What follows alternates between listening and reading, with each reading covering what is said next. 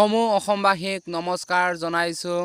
আজি যিহেতু বিশ্বত মহামাৰী কৰোনা ভাইৰাছে অংশাৰ ৰূপ ধাৰণ কৰিছে, আমাৰ ভাৰতৰ কেন্দ্ৰীয় চৰকাৰে লকডাউন ঘোষণা কৰিবলগীয়া হৈছে। সেই গতিকে আমাৰ মহৰচুক গাঁওখনকো সম্পূৰ্ণৰূপে লকডাউন কৰিছোঁ। যিহেতু বাহিৰা মানুহে তাত মানে মহৰচুক গাঁওখনত সোমাই যাব নোৱাৰে। ইয়াত সম্পূৰ্ণৰূপে মানুহ ক'তো দেখিবলৈ পোৱা নাযায়, মানে সোমোৱা নাই, ঘৰতে আবদ্ধ হৈ আছে। এয়া সম্পূৰ্ণ পোষ্টাৰ লিখিছোঁ।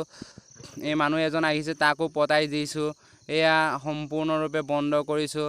চানা অকণমান তৈছোঁ, মানে যাতে গৰু ম'হ ছাগলী ৰাখিব পাৰে। সেয়া আমি সম্পূৰ্ণ বাহিৰা মানুহ মহৰচুক গাঁৱৰ ভিতৰেদি প্ৰৱেশ নিষেধাজ্ঞা বুলি লিখিছোঁ। সন্ধিয়া 6 বজাৰ লগে লগে সম্পূৰ্ণ ৰাস্তাখন বন্ধ কৰা হ'ব। এয়া মহামাৰী কৰোনা ভাইৰাছৰ কাৰণে আমি কৰিবলগীয়া হৈছোঁ। গাঁৱতো আমি এনেকৈ কৰিছোঁ যাতে সকলোৱে মানে সাৱধানতা তাকে অৱলম্বন কৰে আৰু ৰাইজে যাতে সচেতনতা তাকে মই সকলোৱে যাতে এনেকৈ কৰে যাতে বাহিৰা মানুহে সোমাব নোৱাৰে।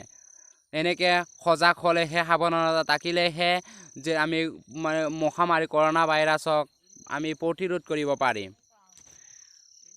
সেয়া চানা গাঁৱতো আমি এনেকৈ কৰিবলগীয়া বাধ্য হৈছোঁ, কাৰণ মহামাৰী যিহেতু কৰোনা ভাইৰাছে অংশাৰ ৰূপ ধাৰণ কৰিছে। এয়া চানা ক'তো মানুহ নাই, ঘৰতে আবদ্ধ হৈ আছে, ক'তো ভয়ত ওলোৱা নাই। সেয়া সম্পূৰ্ণৰূপে গাঁৱতো মানে মানি চলা হৈছে। সেয়া চবেই সেনেকৈ মানি চলিলে মানে কৰোনা ভাইৰাছক আমি প্ৰতিৰোধ কৰিব পাৰিম। যদি ভিডিঅ'টো ভাল লাগিলে লাইক কৰিব, শ্বেয়াৰ কৰিব, যাতে মানে সকলো গাঁওখনকো মানে লকডাউন কৰিব পাৰে, তাৰে কামনা কৰিছোঁ। থেংক ইউ, ধন্যবাদ। জয় আই অসম।